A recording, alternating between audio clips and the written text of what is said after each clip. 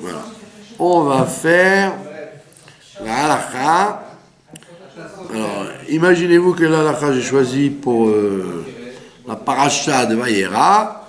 C'est parce que là-bas, au début, quand Avraham Avinu il reçoit les invités, alors ils lui disent Aïe Sarah Ishtecha, où elle est ta femme?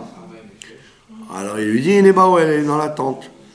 Et de là on apprend les lois de Tzniout, que les hommes et les femmes ils mangent pas à table ensemble.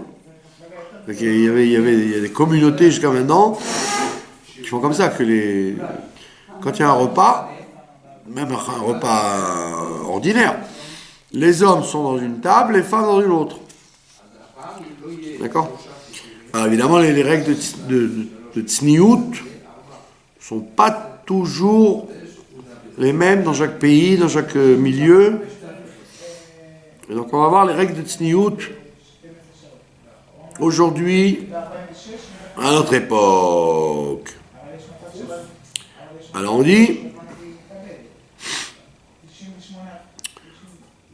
dit, à l'origine, le roi David il dit, Kol kevuda bat melech pnima. Le kavod de la femme, c'est de rester à la maison. Donc à l'origine, ça se faisait pas que la femme sorte dans les rues, au marché, à l'usine, ou dans les bureaux. Donc on voit qu'avec le XXe siècle surtout, les femmes elles ont commencé à sortir. D'accord? Alors on te dit que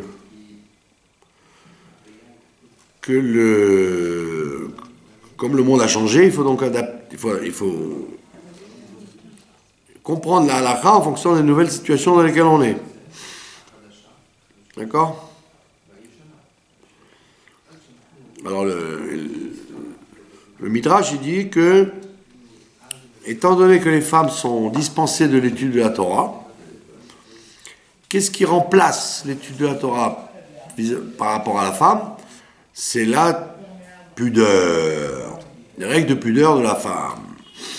Alors la pudeur, et le Midrash il dit, ce sont les épices. Les épices, comme la Torah c'est les épices de l'homme, c'est ça qui donne un goût à sa vie, la Tzniout c'est les épices de la femme. Contre le Yetzer Hara, il n'y a rien de mieux que la Tzniout. D'accord? Alors évidemment, on arrive à des extrêmes. Certaines communautés aujourd'hui qui s'habillent comme des pingouins, là, comme les talibans, on les appelle. Elles se couvrent pas seulement les bras, les jambes, la tête, elles se couvrent même le visage, on voit même, comme les musulmanes dans les pays extrémistes. D'accord? Mais la règle générale, effectivement, c'est qu'il y ait de la pudeur pour préserver le Yetzer Hara. Et ça correspond à la Torah de la femme. D'accord? Alors maintenant, on dit qu'est-ce qui se passe aujourd'hui quand la femme elle est obligée d'être confrontée avec la société aujourd'hui. Rares sont les femmes qui restent dans les maisons. La plupart des femmes travaillent. D'accord? Alors on te dit que une femme, elle doit, quand elle cherche un travail, elle doit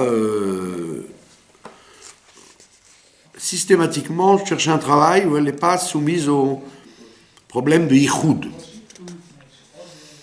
De yichoud. Par exemple, une femme qui travaille chez un avocat, par exemple, dès que des fois ils font des heures supplémentaires, donc il n'y a pas de client ne rentre pas, donc elle peut être seule dans le bureau avec l'avocat, ou une dentiste, ou une assistante médicale, d'accord? Quand c'est un magasin, c'est moins compliqué puisqu'il y a des gens qui rentrent et qui sortent, et la porte est automatiquement ouverte. Donc même si c'est la nuit, en général, dans un commerce, il n'y a pas de problème de yichud puisque c'est ouvert au grand public et il y a toujours un passage, et donc il n'y a pas d'isolement entre la femme et l'homme. Mais dans un bureau, surtout dans les bureaux d'aujourd'hui où il y a des codes pour entrer et des systèmes d'alarme pour que personne ne rentre sans autorisation, ça s'appelle yichud total. Le Chazon Ish, il dit que dans les grandes villes, il n'y a pas de yichud dans la mesure où, même dans un immeuble, vous êtes seul à la maison, il dit même si la porte est fermée, étant donné que dans les escaliers, il y a toujours des gens qui passent, des voisins, des ouvriers, il y a la rue, il y a le bruit de la rue, les voitures, etc. Il dit il n'y a pas de problème de yichud parce qu'effectivement, c'est très, très ouvert, quoi. Même le soir, aux premières heures du soir aussi. Donc c'est moins compliqué que dans les villages d'avant ou dans les Yishuvim. Dans les Yishuvim, des fois, à 5 heures, il n'y a plus personne dans le... Donc une femme seule dans une maison, elle est seule. D'accord ? Maintenant, donc la question se pose sur les gens qui travaillent qui font un travail de bureau, ou un dentiste, etc., où effectivement, il y a un problème parce qu'on ne rentre pas sans sonner, donc automatiquement, ils sont en yichud, puisque personne ne peut rentrer. Et même si les gens passent dans les escaliers, etc., ils ne vont pas rentrer. Donc il faut faire très attention au problème d'être seul avec un homme, une femme religieuse, que le monsieur soit Yéré Shamaïm ou qu'il ne le soit pas. On ne fait pas la différence dans les lois de Yichud. On ne regarde pas la religiosité du monsieur. Même si c'est un goy. Pardon ? Même si c'est un goy. Et même si c'est un goy, bien évidemment. Ça veut dire qu'il y a un principe connu, très connu, en apotropos la harayot. Il n'y a pas de tuteur pour les insanités sexuelles. Donc tu ne peux pas dire, ah non, j'ai aucun problème, mon patron il est très religieux, il peut être religieux jusqu'à demain matin, avec 3 barbes et 4 kippotes, d'accord ? En apotropos la harayot. Et malheureusement, on entend des trucs d'avocats, de dentistes, de docteurs, etc., qui partent avec leur secrétaire, alors que vous aurez dit, mais jamais, même en cauchemar, j'aurais pensé une chose pareille. Pourquoi ? Parce qu'ils sont tout le temps isolés. Alors, s'il y a un monde fou qui passe en journée, alors d'accord, tu peux dire, même pas le temps de se parler, mais disons qu'à 5 heures ou à 6 heures, ils ferment le bureau parce qu'il faut ranger, on ne répond qu'au téléphone, etc. Là, c'est problématique. Donc une femme qui a peur de la tsniout, elle est obligée d'arranger les horaires de travail vis-à-vis de ces conditions-là. Et on ne doit pas dire, bon, c'est clair, il est très sérieux, la femme est très sérieuse, choum d'abord. 1 et 1 font 2. Ah, maintenant, sauf si effectivement il y a plusieurs personnes, c'est très très très varié. Donc là, on a moins peur. Moi, je connais des bureaux où il y a des femmes orthodoxes. Elles ont tellement des règles qu'elles ne parlent pas aux hommes. Moi, ça m'est arrivé d'aller dans des trucs. La femme ne te répond pas.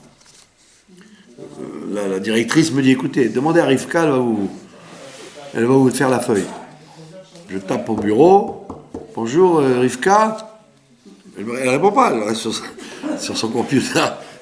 Peut-être j'ai mal entendu, ou peut-être peut-être qu'elle est sourde. Elle s'est fait des consignes de jamais parler aux hommes. Alors, ok, mais je comprends, c'est une bonne mentalité, mais il faut pas exagérer. C'est pas parce que tu es un homme que tu vas lui sauter dessus. Ça va, Rivka, fais-moi la feuille et shalom à Israël. D'accord? Donc on te dit, s'il y a un problème d'isolement, donc effectivement, il faut faire très attention. Donc il faut s'arranger pour être dans un système où il y a plusieurs ouvriers, plusieurs hommes, plusieurs femmes. Aleph. Une question. On fait des travaux chez nous, par exemple, et on a à la maison, et c'est un homme qui fait des travaux d'isolement, de peinture, n'importe quoi, et on se retrouve seul. Qu'est-ce qu'on fait? Vous laissez la porte ouverte. On laisse la porte ouverte. Ouais, et surtout dans votre immeuble, parce que vous n'êtes pas dans un immeuble comme le Chazonish y parle, où il y a des... Non, le Chazonish y parle d'un immeuble à l'ancienne, où il y a des... Quand les gens passent dans la cage d'escalier, vous les entendez. Donc même si la porte est fermée, ça ne s'appelle pas Ichoud. Il vaut mieux laisser ouvert, mais si vous ne pouvez pas laisser ouvert, il y a toujours des gens qui passent, Shalom, les travaux, vous entendez les portes claquer, les voisins, les voisines, etc. Dans votre immeuble à vous, c'est un immeuble moderne. Donc la cage d'escalier est très loin. Hein. Donc les voisins ou les gens qui passent d'un étage à l'autre n'ont aucun contact avec vous. Alors effectivement, il faut laisser carrément ouvert, ouais. Qui est toujours qu'on entend du bruit, l'ascenseur qui s'ouvre, etc. C'est très très important de ne jamais s'isoler, que ce soit un juif ou un goy, que ce soit un religieux ou pas. Et c'est moins dangereux s'il y a une équipe plutôt que s'il y a un tout seul. S'il y a 3 ou 4 qui travaillent à faire... C'est moins dangereux, ouais. Voilà. Sauf si, que Dieu préserve, ce sont des gens, des voyous, quoi. Non, ce sont des voyous, là on dit même s'ils sont 10, on n'a pas confiance. Mais s'ils sont des gens apparemment de bonne moralité, vous laissez la porte ouverte, et ça va. D'accord? Alors il te dit, maintenant, il y a un problème d'âge, par exemple. Problème d'âge. On fait quand même une différenciation avec l'âge. Bon, par exemple, si une dame, elle est très âgée. Très âgée. D'accord? Alors, si elle a du répondant, c'est-à-dire qu'elle a beau être vieille, elle est encore très bien conservée, comme on dit. D'accord? Maquillée, etc. Là, aucune permission. Ne dites pas, puisqu'elle est vieille, quel risque il y a de yichoud avec cette dame. Puisqu'elle est très bien conservée, on ne peut pas rigoler avec ça. Même si elle est très religieuse et le plombier aussi. Maintenant, il faut qu'elle soit vieille et en sale état, quoi. Une dame un peu bon. Et on rigole parce que c'est comme une gimmick. Mais en vérité, tout peut arriver. Il peut y avoir des trucs qui peuvent arriver même avec des personnes âgées. D'accord? Et si la personne est malade et alitée, et l'infirmière doit être tout le temps là pour lui donner à manger, s'occuper de la personne, est-ce que si le malade c'est un homme. La malade c'est un homme et il est vraiment alité, il est malade et elle doit lui faire des soins. C'est qu'une infirmière. S'il est vraiment malade, oui. Mais s'il est très conscient, mais qu'il a besoin de piqûres par-ci, d'insuline par-là, etc., ben non, ça ne marche pas. Ça ne marche pas, il y a Yichoud. Et même si elle n'est pas belle, l'infirmière, même si c'est une Sri Lankaise, même si c'est une... Ben oui. Vous voyez bien, malheureusement, on entend dans les faits divers, dans les hôpitaux psychiatriques, des infirmiers qui, eux, sont normaux et qui attaquent des jeunes filles débiles. Des malades qui sont débiles. Alors vous auriez dit, bah, il n'y a pas de problème de yichud, puisqu'elle est folle. D'accord. Eh ben, il y a un problème de yichud, et on le voit, ça peut être très dangereux. Parce qu'on dit, un apotropos ne vient pas dire, je contrôle mon Yetzirara, je ne suis pas attiré par n'importe quelle femme, il faut vraiment que ce soit une canon de femme. Je dis, elle n'a pas ton poste d'ariot, même si elle est folle, même si elle est en pyjama et qu'elle bave sur elle parce qu'elle est dérangée. Par contre, un infirmier ne peut pas s'isoler avec une malade, c'est tout. Donc, dans toutes ces conditions-là, il faut qu'il y ait un mouvement de plusieurs hommes et plusieurs femmes. Très important. Et la halakha te dit que les interdits de yichud, il ne faut pas avoir honte avec les interdits de yichud. Il ne faut pas dire aux gens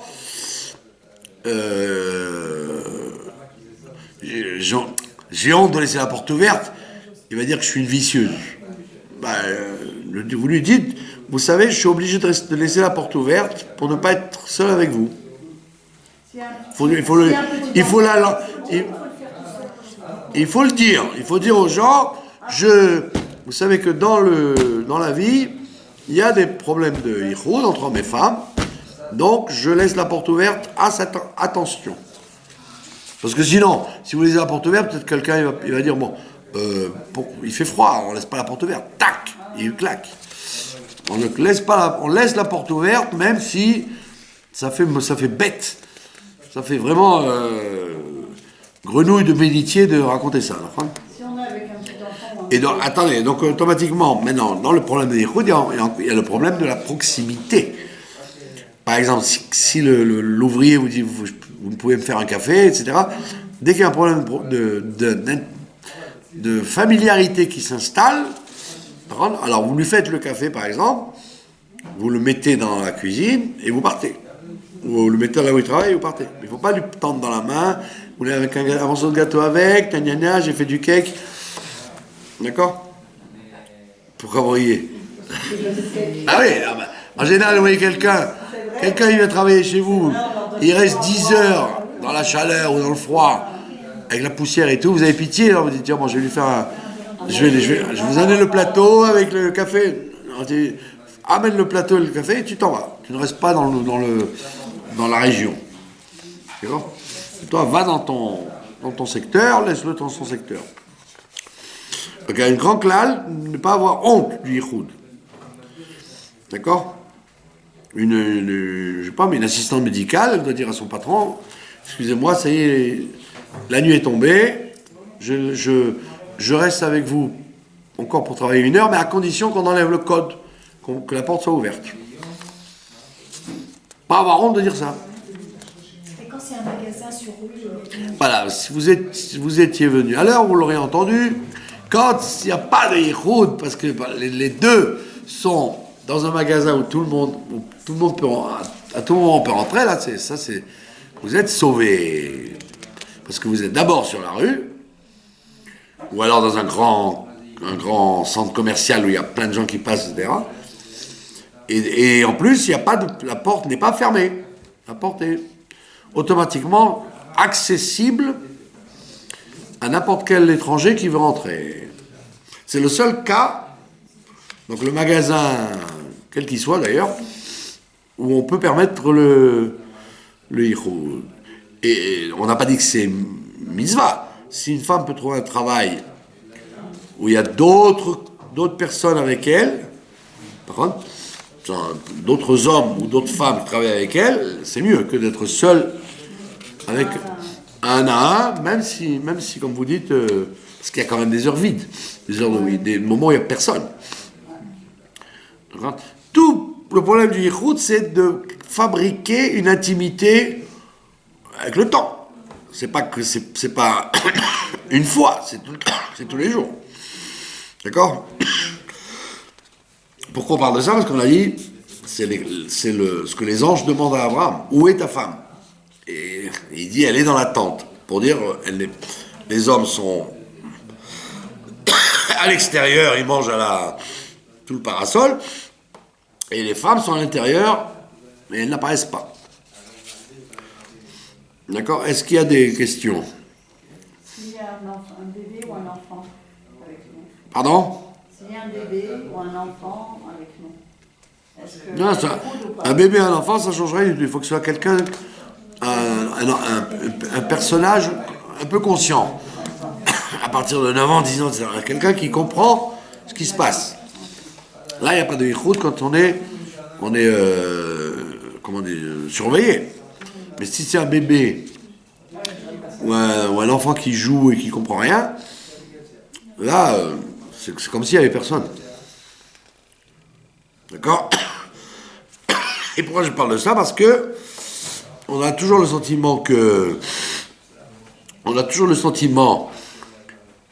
allez, c'est pas grave, et en vérité, les problèmes de yichud peuvent dégénérer avec le temps.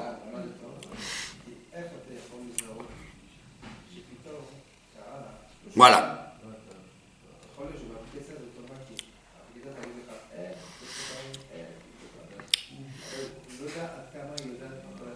Et les problèmes de tsniout ne dépendent pas, par exemple, vous pourriez dire, écoutez, moi je crains pas tellement parce que moi je suis habillé très pudiquement, j'ai les bras couverts, j'ai la tête couverte.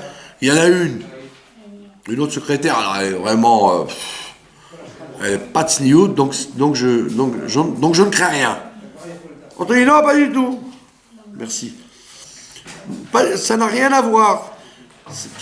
Ne crois pas que parce que tu es pudique dans ton habillement, ou même dans ton discours, que tu as le droit, et que c'est moins dangereux parce qu'il est religieux, et elle est pas tsniout, donc elle a un problème, et moi oui, moi j'ai pas de problème. On te dit pas du tout. Ça n'a aucune importance, quel est le degré de pudeur que tu as vis-à-vis de toi-même, par rapport au principe du yichud. Important. À partir de quel âge les enfants, on ne doit pas les laisser jouer avec un garçon, par exemple, une fille avec un garçon? À partir de quel âge ils doivent, Ça dépend de la vivacité des enfants. Les enfants qui sont très mûrs, même si c'est très tôt, on ne faut pas les laisser jouer avec des petites filles. Tant qu'ils sont un peu, comment dire, infantiles, quoi, naïfs. Mais il faut surveiller à chaque évolution des enfants. il ne faut pas les laisser seuls dans une chambre. Non. Ils doivent se surveiller. Voilà. Bien que vous auriez pu dire exactement, oh, ils sont pas bar mitzvah, elles non plus. C'est pas vrai. Les enfants, quand ils sont un peu intelligents, leur Yetzirah est réveillé déjà très tôt. Des fois on se moque des ultra-orthodoxes, etc. Qui laissent la cour pour les garçons, la cour pour les filles, les chambres pour les garçons. Mais parce que c'est en vérité, c'est vérifié. Même frères et sœurs, etc. bien sûr. Tant qu'on peut mettre des barrières dans la tsniout, il faut en mettre. Il ne faut jamais dire. Voilà. Voilà, on a fait un peu le tour.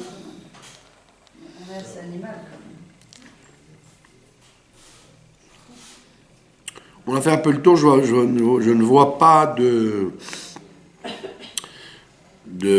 comment on dit ça, la voiture, la pneu de la voiture. Ah bravo, c'est une bonne question, la voiture. Alors, les poskim disent, en règle générale, les gens ont un argument très fort, la parnassa. La seule parnassa que je sache faire, c'est d'être vendeuse ou d'être assistante médicale. Tu vas empêcher, il n'y a pas de travail, c'est pas une femme, c'est un homme. Qu'est-ce que je peux faire?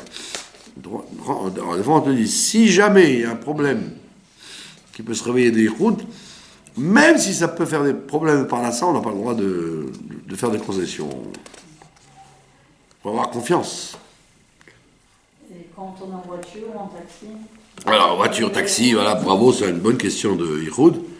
Alors, automatiquement, on se met derrière, on se met pas à côté, et on ne roule que dans un endroit où il y a des...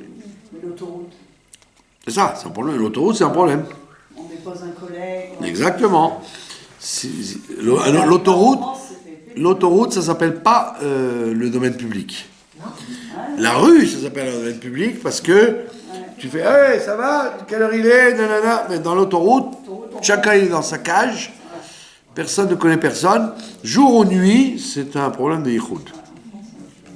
Dans le monde entier, pas seulement en France. Non, mais ça avait été un Dès que vous êtes... Il m'a dit, oh, j'habite pas loin de chez toi, tu peux me déposer.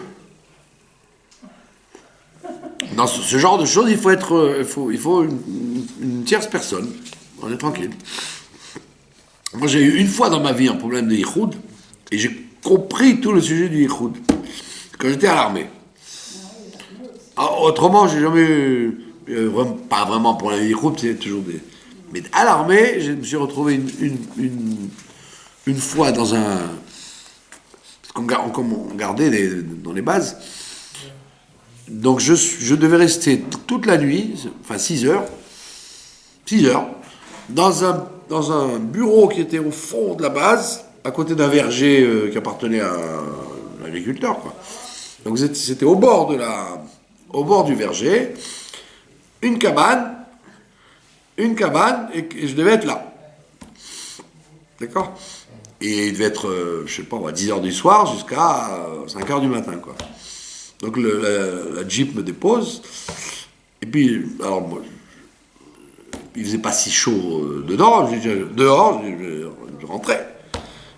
Il y avait qui? Une jeune fille. Une secrétaire qui tapait des documents, ce que je sais, moi. Une soldate. Je me suis dit, mais alors j'étais seul avec elle, dans un endroit Désert. où il y a même les chacals ne passent pas, quoi, il n'y avait rien. Waouh! Je me suis dit, c'est le yichud type.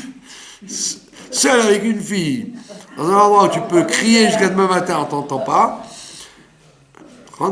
C'était un verger, mais le gars il habite au bout, il n'y a personne là, lui.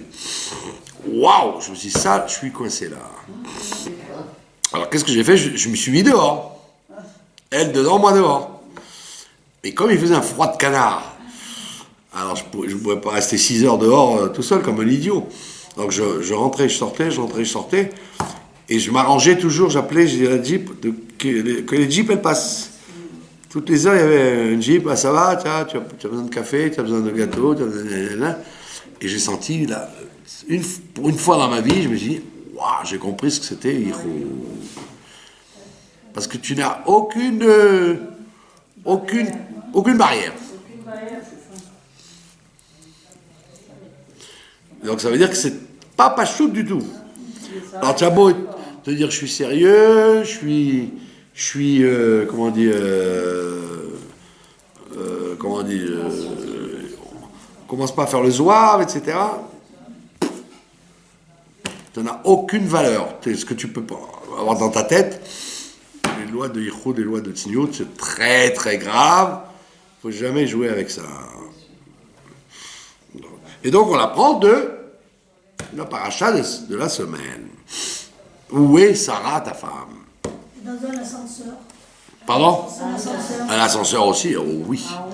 Ouais, bonne question. Alors, donc les voitures, on a réglé.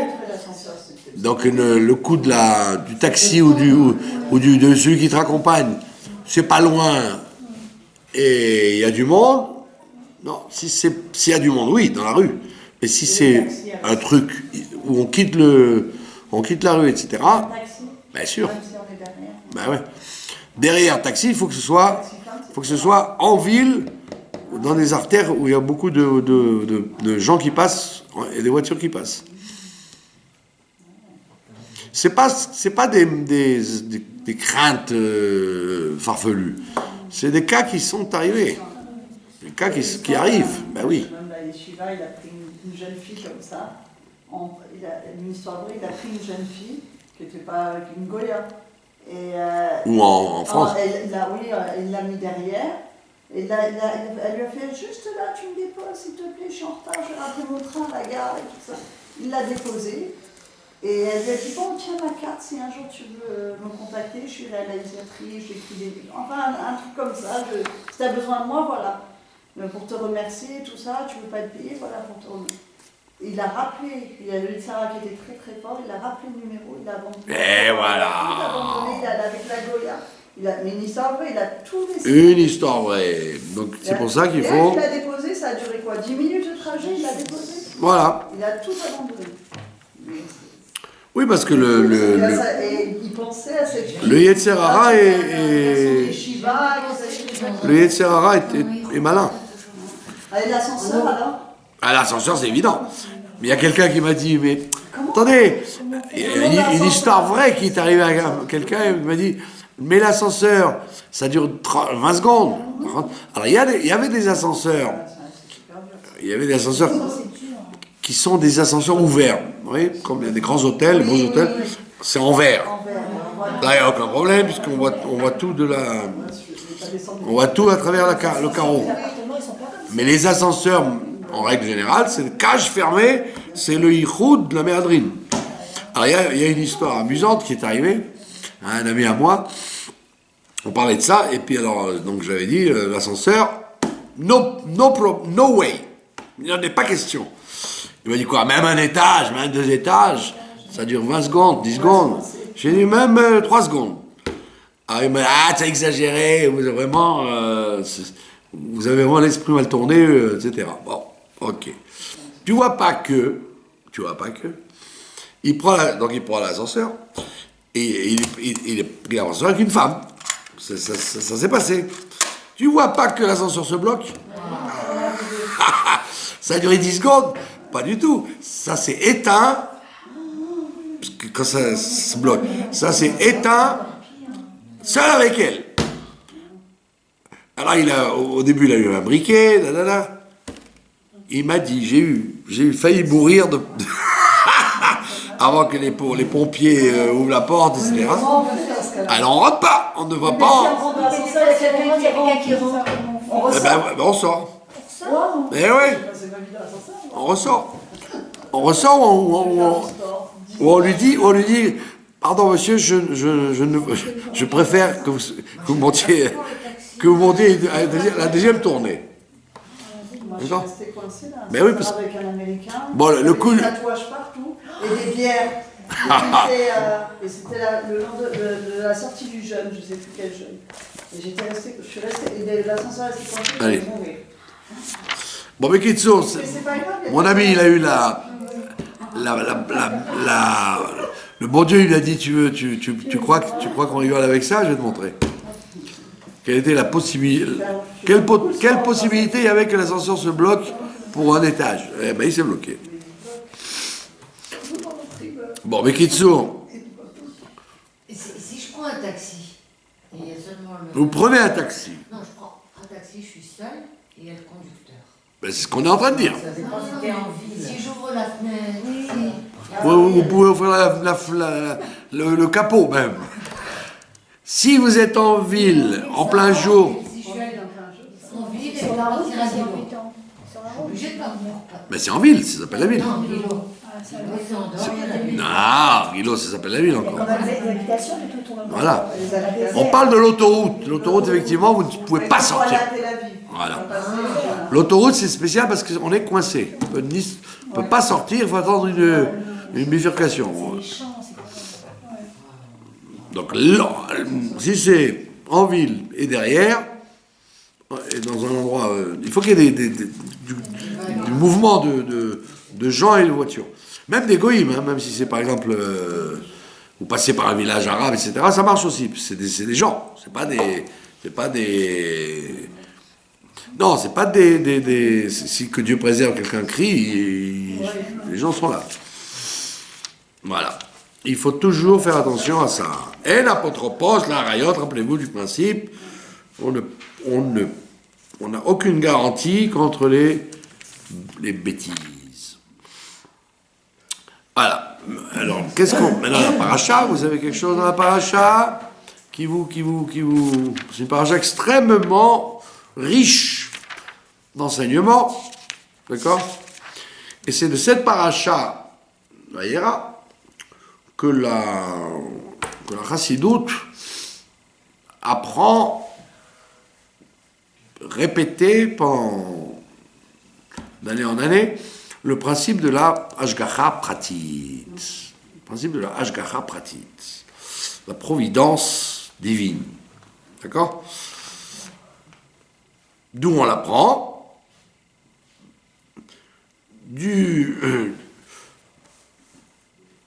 On va voir un aspect particulier. Tout ce qui arrive donc dans ce monde est la conséquence de ce que l'on fait. D'accord? Il y a des événements qui nous parviennent et il y a des événements qui sont la conséquence de ce qu'on fait. D'accord? Alors, dans la paracha de Vayera, il y a écrit à un moment, quand la ville de Sdom va être détruite, il y a écrit Vachem Vav, Yudke Vavke, Vachem Imtir. D'accord? Que Dieu a, al Sdom, il a lancé sur Sdom et sur Gomorre, Gofrit Vaesh, du soufre et du feu. Mais Hachem in Hashamayim, etc. Et tous les endroits ont été exterminés par le feu et le soufre. C'était pour la première bombe atomique, quoi. C'est inimaginable. Quand on vous raconte que c'était vert, que cette région-là était uniquement verte. C'était l'endroit le plus vert d'Israël. Quand vous allez maintenant à la mer Morte, la région de Sdom, et vous dites quoi, un jour ça a pu être l'endroit le plus vert, là c'est que du sable, vous avez déjà été le compte, que du sable, que de la pierre, et la mer salée au milieu. Il y a un mélach. Vous imaginez comment cet endroit-là a pu un jour être l'endroit le plus vert qui soit. D'accord? Alors maintenant, on le voit dans beaucoup d'endroits, quand il y a écrit Vachem Vav Yudke Vavke, Rachid ramène toujours le Midrash, il dit, quand il y a écrit Vav Yudke Vavke, et Dieu, pas Dieu, mais et Dieu, Vachem. Imtir, il dit c'est Dieu et son Beddin. Dieu et son Beddin. Il dit ça au déluge, etc. Il y a beaucoup d'endroits où on voit cette forme grammaticale et Dieu. Et comme on se demande à quoi il sert le Vav, ça veut dire et Dieu. On répond qu'en fait c'est Dieu et son Beddin. Alors la Chassidoute, elle vient, elle explique. C'est quoi le Beddin de Dieu?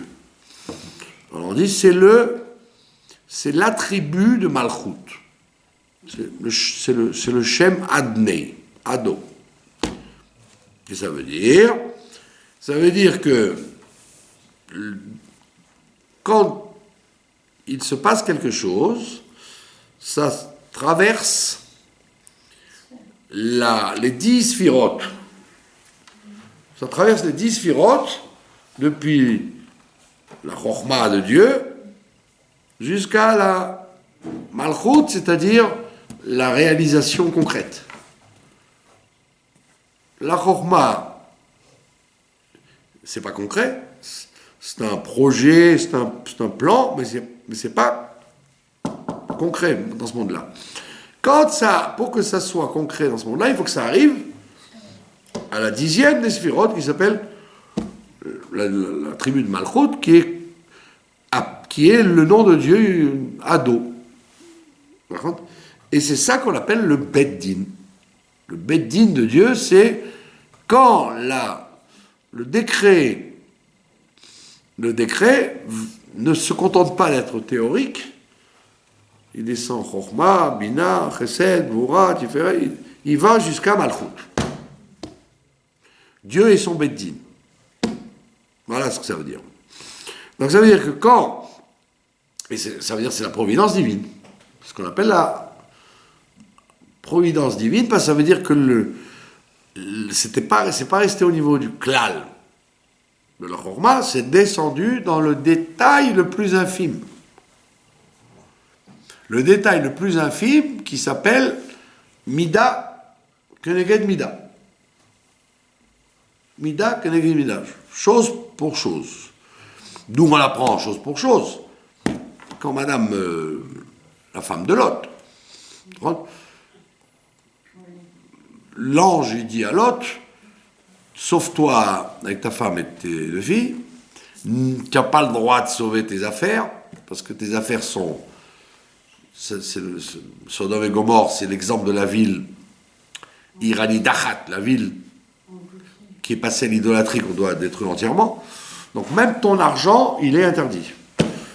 On raconte que l'autre, toute la nuit, il essayait de rassembler son argent, c'est bien, etc.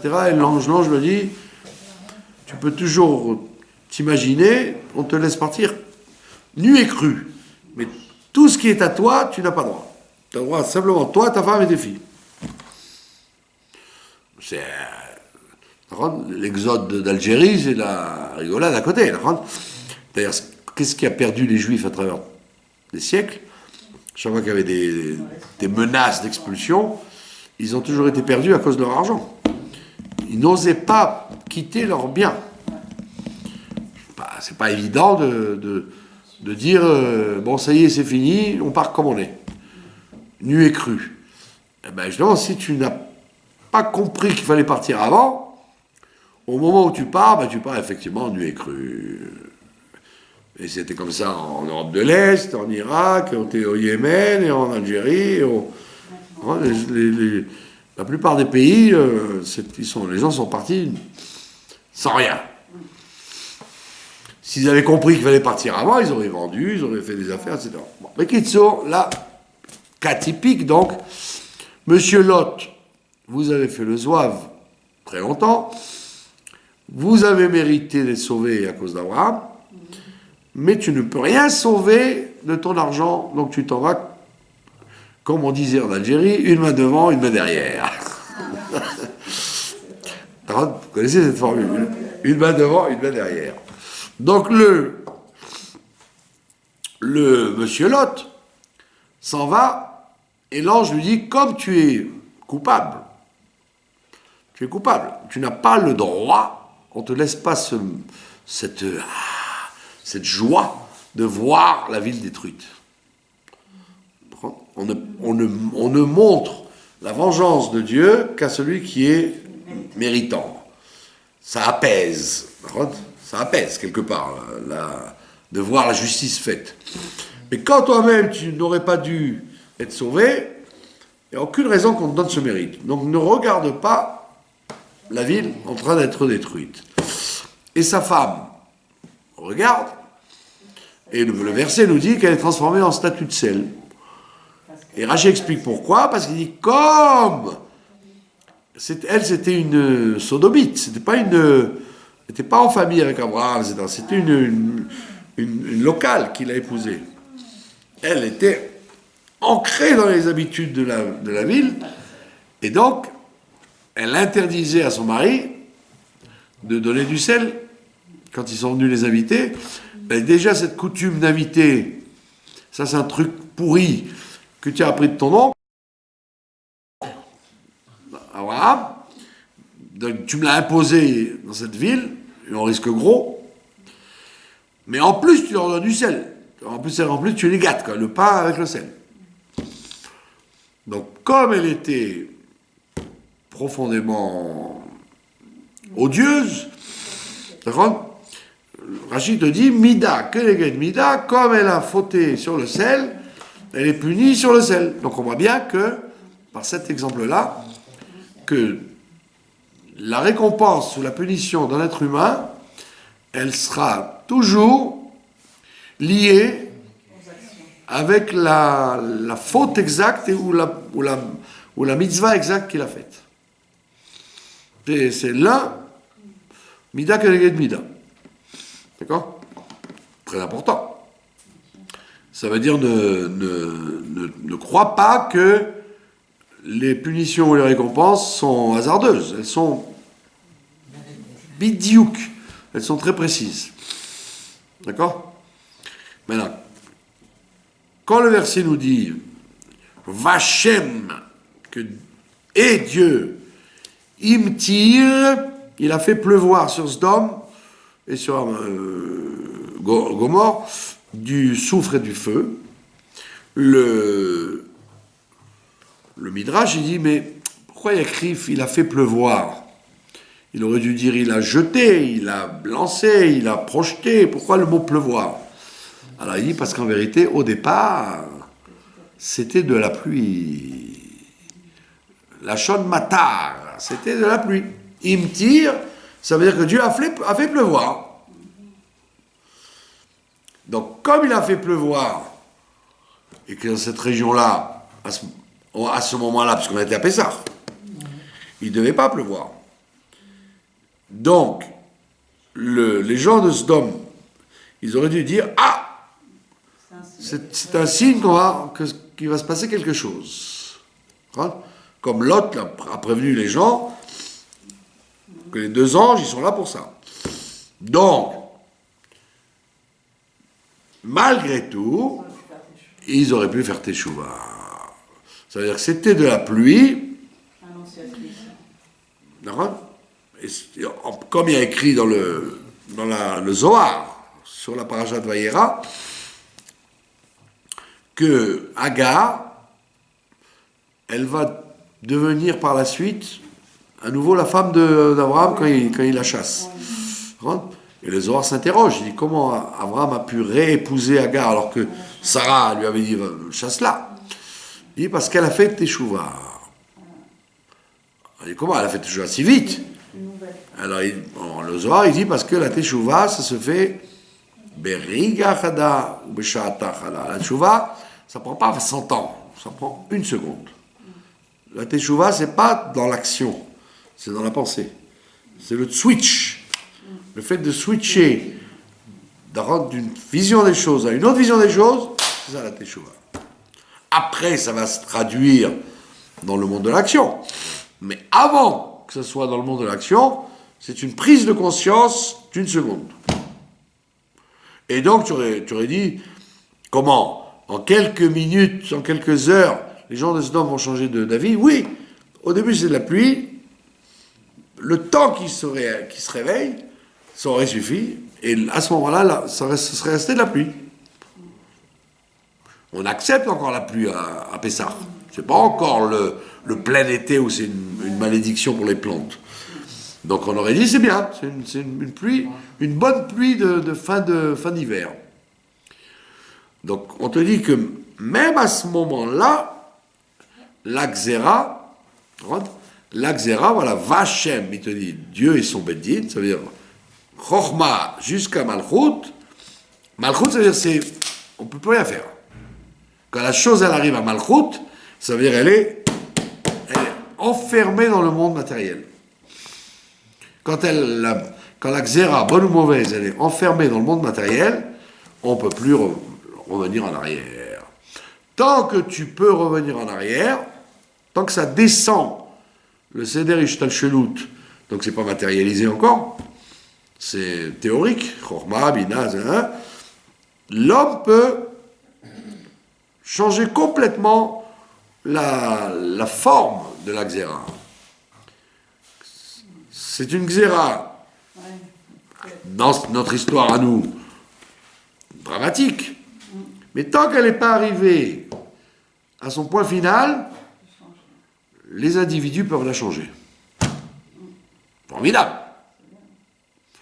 Formidable. Ça veut dire qu'il y a un aspect miséricordieux jusqu'au bout. Et c'est pour ça qu'il te dit Vachem imtir al Sdom, ça veut dire que même Dieu et son Beddin jusqu'à Malchut, il était prêt à annuler ce qui a été dit à Abraham. Ça veut dire que une prophétie, comme dit le Rambam, négative, peut ne pas se réaliser si elle a la tchouva. C'est une prophétie. c'est obligé que ça se passe. Abraham, c'est un prophète, donc il a reçu une vraie prophétie. Dieu lui dit, je détruis Sodome. Mais on voit que non. On voit que à la dernière minute, comme on dit en football, Daka Atishim, à la 90e minute, les gens de Sodome pouvaient transformer tout. Et Abraham n'aurait pas eu honte de dire, eh ben, j'ai prophétisé, mais grâce à la tchouva, ça ne s'est pas fait. La preuve, c'est qu'il a écrit après qu'il s'est levé le matin pour voir. Il a vu le matin de Pessah, il a vu la fumée sortir de là-bas. Il a dit non, ça n'a pas été réalisable. D'accord? Donc c'est ce que la Chassidoute apprend. Donc le principe de la Hashgacha pratique dans tous les détails de cette histoire de Vayera. C'est-à-dire qu'ils étaient ancrés comme au temps de Noir. Pardon? Noir, il y a eu le déluge. Et là, ils étaient au même stade que les gens de Voilà, ouais. Ça n'a pas servi de leçon. Au temps du déluge, c'était la terre entière. Oui. Là, c'est un point particulier. D'accord? Et ça ne leur a pas servi de leçon. Voilà. Mais en vérité, c'est une symbolique pour l'éternité, pour chaque pays ou chaque ville ou chaque individu qui doit savoir qu'en règle générale, sauf explication exceptionnelle, tout ce qui lui arrive ne peut être que le résultat exact, concret et au point près de ce qu'il a fait. Qu'il a fait en bien ou en mal. D'accord? Donc ça veut dire que l'être humain, il a l'obligation dès qu'il lui arrive quelque chose, même dans le détail, de s'interroger pourquoi ça m'arrive. Et Abraham, il disait preuve. Alors, c'était parce que... Une épreuve, ça on avait déjà vu ça une fois, il ne faut pas confondre épreuve et souffrance. Les souffrances sont les conséquences d'eux. Quand on n'a pas pu enlever la xéra, ça arrive jusqu'à Vachem, jusqu'à Malchut, on n'a pas pu changer la souffrance. Alors que l'épreuve, c'est pour éviter la souffrance. C'est une chose qui pourrait se passer, mais qui n'est pas obligée de se passer. Quand il lui dit à la fin, va tuer ton fils, et il lui dit non, je t'ai pas dit de le tuer, c'est une épreuve. La preuve, c'est que, après je te dis, mais non, je ne veux pas que tu le tues. Ça veut dire quoi? Qu'au début il voulait, après il changeait d'avis? Non, il n'a jamais voulu. Pour Abraham, c'était une épreuve.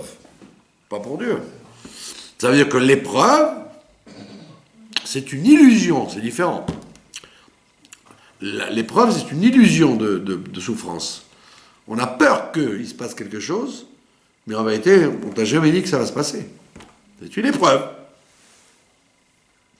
C'est-à-dire un test qu'on fait à quelqu'un pour vérifier où il en est. Mais c'est pas que Dieu préserve arriver au stade où c'est terminé sur terre qu'on ne peut plus rien faire, comme la destruction de Sodome.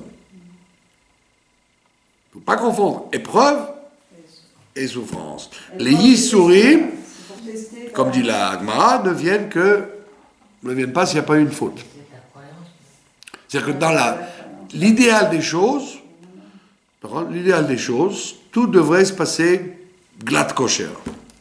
La vie d'un individu. Tout devrait être glatt kosher. Pourquoi il y a des complications? Alors évidemment, c'est à cause de la faute d'Adam Arishon, etc. Ok. Adam Arishon, c'est le générateur de départ. Mais toi, dans ta vie, pourquoi il y a des complications? Pourquoi quand tu as rendez-vous avec tel truc, il n'est pas là? Ou ce que je sais, moi, le menuisier, il devait mettre l'armoire, ça devait prendre un quart d'heure, puis tac, il y a une vis qui se casse dans la planche, il reste 3 heures. Je rate mon travail, tout ça, ça demande, ça t'interpelle, ça doit t'interpeller. Pourquoi ça n'a pas marché tout seul? Pourquoi ça marche tout seul ou ça ne marche pas tout seul? Bon, tu rentres dans un magasin, tu fais la queue 1 heure, et au bout d'1 heure, tu dis, mais non, il n'y a pas ça, monsieur. Pourquoi? Si tu avais été méritant, tu serais rentré tout de suite et il t'aurait dit ne perdez pas votre temps, ou tu serais rentré tout de suite et il t'aurait dit voilà monsieur, c'est pour vous. Donc si tu es resté 3 heures et que tu as perdu ton temps, et que tu n'as pas été en plus, ne dis pas oh, qu'est-ce que j'ai fait au bon Dieu? Mais qu'est-ce que tu as fait au bon Dieu? Mais arrête, je peux te donner la liste, moi, de ce que tu as fait au bon Dieu. Par contre, les gens disent ce que j'ai fait au bon Dieu. Mais c'est vite fait, hein, là, ce que tu as fait au bon Dieu. Qu'est-ce que tu lui as pas fait, justement? Il t'a demandé telle et telle et telle et telle mitzvah, et tu n'as pas voulu la faire. Alors, on te dit, si tu ne prends pas sur toi le joug de la Torah, on te met sur toi le joug de la vie. Les ennuis de la vie. D'accord? Donc, tout ça, ce sont des ennuis, des souffrances qui viennent à cause d'eux. Ça, c'est réglé. Donc, ou une bonne chose, ou une mauvaise chose, on a dit, c'est, comme c'est arrivé dans Malchut, c'est arrivé dans le monde concret, c'est toi qui l'as fait descendre comme ça. Tu aurais pu l'enrayer sur la route, comme dit d'ailleurs Rachid dans le Asinou, si vous vous rappelez. Dans Asinou, il dit, Dieu, il lance des flèches. Tritzai. Je lance mes flèches. Alors Rachid te dit, la différence entre l'homme et Dieu, c'est que quand un homme, il lance une flèche, il peut pas la rattraper au milieu. Elle est partie. D'accord? Mais quand Dieu, il lance une flèche, c'est ça, à tout moment, il peut l'arrêter et la mettre et l'envoyer ailleurs. Et aujourd'hui, il ne faut pas être sorti de Saint-Cyr, on se rend compte de ça, effectivement. Avant, quand ils envoyaient un obus ou un missile, etc., c'était inévitable, on ne pouvait plus alors qu'aujourd'hui, tout est à tête chercheuse, on le voit dans le concret. Tout est à tête chercheuse, et même quand ils envoient un obus quelque part, ils peuvent le déplacer à droite, à gauche ou le rapatrier. Et ça, c'est un grand enseignement pour te dire, voilà, tu n'as pas compris ce Rashi parce qu'il parle des flèches. Et voilà, tu peux très bien comprendre que même si tu as fait le zouave, et donc tu as déclenché un phénomène qui va automatiquement atterrir dans ce monde-là, et tu vas prendre plein la figure. Tu aurais dit, bon, c'est fini, ça y est, le phénomène est enclenché, je vais le prendre sur la figure. Non, monsieur, c'est la tête chercheuse. Il suffit que tu fasses tchouva juste avant qu'il touche la terre, et ça se transforme en pluie au lieu de soufre. C'est-à-dire, c'est pas seulement que tu annules, tu le transformes. Que le malheur qui aurait dû lui arriver, il devient une bracha. Il devient une bracha. Et donc, quoi qu'il t'arrive, quand il t'arrive une bonne chose, tu peux pas dire, oh, je sais pas pourquoi, c'est peut-être grâce à Rachel Imenu, grâce à... Non, c'est grâce à toi. Quand il t'arrive quelque chose, c'est grâce à toi. Ne te dis pas, il m'est arrivé cette bonne chose, oh, c'est vraiment un cadeau de Dieu. Non, c'est pas un cadeau de Dieu, c'est parce que tu as des bonnes choses à ton actif qu'on a fait descendre la chose jusqu'à toi. Donc tu remercies Dieu, d'accord, parce que il aurait pu ne pas te rendre méritant de ce phénomène, mais tu l'as provoqué, tu l'as eu. Parce qu'il y a des gens qui disent, les mauvaises choses, oui, c'est moi qui les provoque, mais les bonnes, non, c'est le hasard, ou c'est le srout de ma grand-mère. Oui, c'est ça que j'avais demandé. Non. Il y a une accumulation peut-être du srout de ta grand-mère, de Rachel Imenu et de je ne sais quoi, mais il y a en dernier appel, toi. Parce que tu es comme il faut. Et donc, on ne te demande pas de t'enorgueillir de ce que tu fais de bien. On te dit, sois quand même conscient que c'est parce que tu fais du bien. Donc continue. Et ça, on l'apprend de Vayera. Donc ne confondons pas épreuve et souffrance. Souffrance, c'est conséquence de l'évolution de la chose jusqu'à ce monde-là. Alors qu'épreuve, c'est du vent. C'est du vent. Et malheureusement, dans l'esprit humain, l'épreuve, des fois, se transforme en malheur, parce que justement, on lui a donné une consistance par notre comportement. La chose était là pour t'éprouver, tu aurais dû dire non, je ne démords pas, je ne bouge pas de ma foi et de ma... Et toi, tu ne l'as pas pris comme ça, tu l'as pas pris comme un mirage, alors automatiquement ça devient une réalité. C'est toi qui en fais une réalité. Tu as transformé l'épreuve en facteur de souffrance. C'est pour ça qu'on te dit toujours, pense bien et tout ira bien, parce que c'est typique de la politique qu'on a vis-à-vis de tu as quelqu'un qui...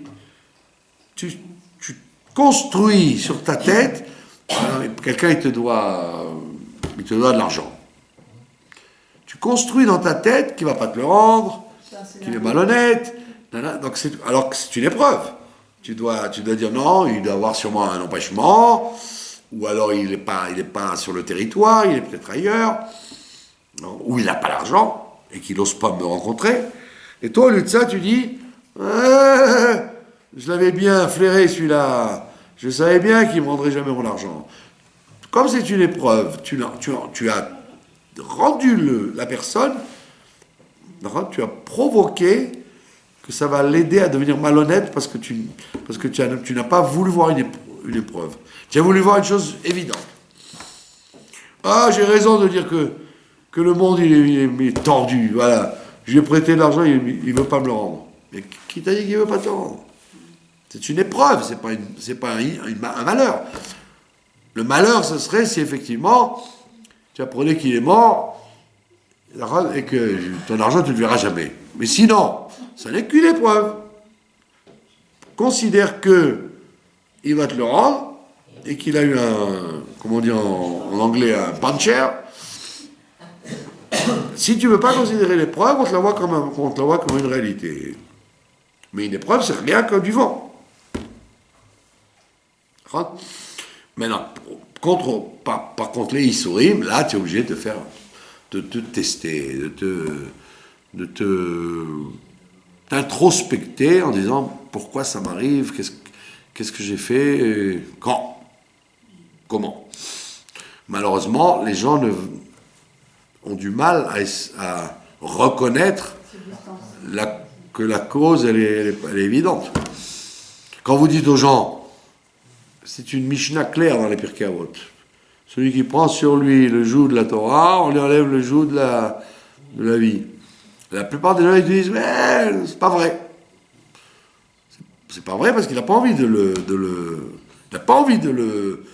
l'exprimer. Tu lui dis essaye, allez, prends dans ta vie le joug de la Torah. Il n'a pas envie. Mais s'il prend le joug. Pardon? S'il prend le joug de la Torah. Alors s'il prend le joug, pardon? Et s'il prend le joug de la Torah et qu'il a encore des... Combien de temps il a encore? Ah oui. Combien de temps il a encore? Il aura encore un certain temps pour l'éprouver, pour vérifier qu'il est vraiment sérieux dans sa foi. Mais après, ça y est. Moi, j'ai connu quelqu'un qui était dentiste, d'accord? En France. Il était dentiste et il a fait une grande chouva. Et quelqu'un l'a convaincu, lui a dit arrête de travailler Shabbat, tu seras encore plus aisé si tu ne travailles pas Shabbat. Alors il a essayé, il a fermé son cabinet Shabbat. Et il est venu en plainte en disant je gagnais tant, maintenant que je ne travaille pas Shabbat, voilà, je gagne beaucoup moins. Tu vois bien que ton histoire c'est la blague. Alors l'autre lui a dit continue. Qu'est-ce que tu voudrais? Que le même jour où tu as décidé, ça marche comme tu veux? Non. N'oublie pas que tu as un passé. Il faut rattraper par la Emouna ce que tu as gâché, ben il s'est maintenu. Donc ça a été dur un certain temps. Et après, effectivement, comme lui avait dit la personne, au lieu de faire 10 caries dans la semaine, il va faire un changement de la bouche qui revient beaucoup plus cher que 10 caries. Mais il a fallu qu'il s'accroche. Ce serait trop facile si à la seconde même où il décide de prendre sur lui la chose, ça y est, on efface tout. Au contraire, Rabbi Nachman de Breslev, il dit au contraire, il dit que quand quelqu'un, par exemple, il fait une avéra régulièrement, ou il ne veut pas faire une mitzvah, pitom, il dit, ça y est, j'arrête. Alors il fait la mitzvah, il commence à faire la mitzvah. Rabbi Nachman te dit que tu saches que ça, tu vas prendre sur la figure pour toutes les fois où tu as fait le zouave, mais après ça va s'arrêter. Mais ne t'étonne pas qu'au début tu prennes sur la figure. Moi j'ai connu quelqu'un qui était comme ça. Il voulait jamais avoir des invités. Fermer sa porte. Alors les gens lui ont dit, bon, c'est pas bien, il y a des fois des gens qui ont besoin, Shabbat et tout, invite-les à manger. Un jour il a décidé, il a dit, voilà, j'ai pris la décision, je commence. Tu vois pas que le jour où il a commencé, l'invité qu'il a eu, il lui a renversé sur la table, et il lui a volé les petites cuillères. Enfin, c'était un souvenir inoubliable. Alors il est venu en Tana, il a dit, mais c'est quoi ça? Maintenant que j'ai commencé à faire un horrible, j'ai jamais vu un invité aussi horrible que ça. Alors, s'il avait lu Rabbi Nachman de Breslev, il aurait dit, il faut bien qu'au début de ta prise de décision, on te fasse payer le nombre de fois où tu n'as pas eu d'invité. Mais après, ça va s'arrêter. Donc, la Torah, les gens, ils ont toujours tendance à dire, c'est des choses qu'on ne peut pas comprendre. Il y a très peu de choses qu'on ne peut pas comprendre. Il suffit de fouiller dans les textes, et aujourd'hui, il n'y a pas besoin de fouiller, ils sont devant nous, et tu peux tout comprendre. À 99% des choses, tu peux comprendre. Et donc, comme je vous dis, les gens n'ont pas envie de payer le prix. Et le Maharash, il dit ça. Le Rabbi Maharash, il dit, à Israël, on lui propose toujours un médicament sucré ou un médicament amer. Il dit, qu'est-ce qu'on peut faire si le Ham Israël, il a toujours préféré le médicament amer? Ça veut dire que c'est quoi le médicament amer? C'est les problèmes. Les problèmes qu'on lui met sur la tête. Il se plaint d'avoir des problèmes sur la tête. Mais on t'avait proposé, comme les enfants, le sirop à la fraise, qui avait un bon goût. Toi, tu as préféré l'huile de ricin, d'accord? Ah, tu fais comme ça, mais tu aimes ça. Tu aimes ça. Ne viens pas grogner. On est maso. Pardon? On est maso. Ouais, on est maso. Ce que dit le Maharash. Et c'est pour ça que les équations sont très simples dans la vie des gens.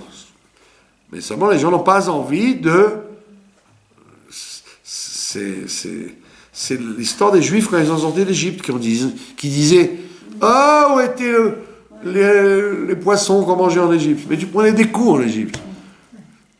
Pourquoi tu dis poissons? Parce qu'effectivement, comme vous dites, le Yetzer Hara fait quelquefois à l'homme envie de souffrir plutôt que de ne pas souffrir en prenant sur lui le joug de la Torah.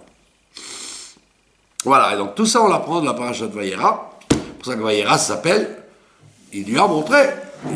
C'est pas comme on croit, les choses sont mystérieuses, incompréhensibles. En règle générale, tout est clair, tout est compréhensible. Il suffit de gratter un peu et de s'interroger. Voilà. Donc, il y a ratson qu'on devienne intelligent, et qu'on puisse voir la vérité en face. Et donc de là, on enchaînera, parce que Dieu transformera même les mauvais décrets en bonnes choses, en médicaments doux. Amen. Voilà.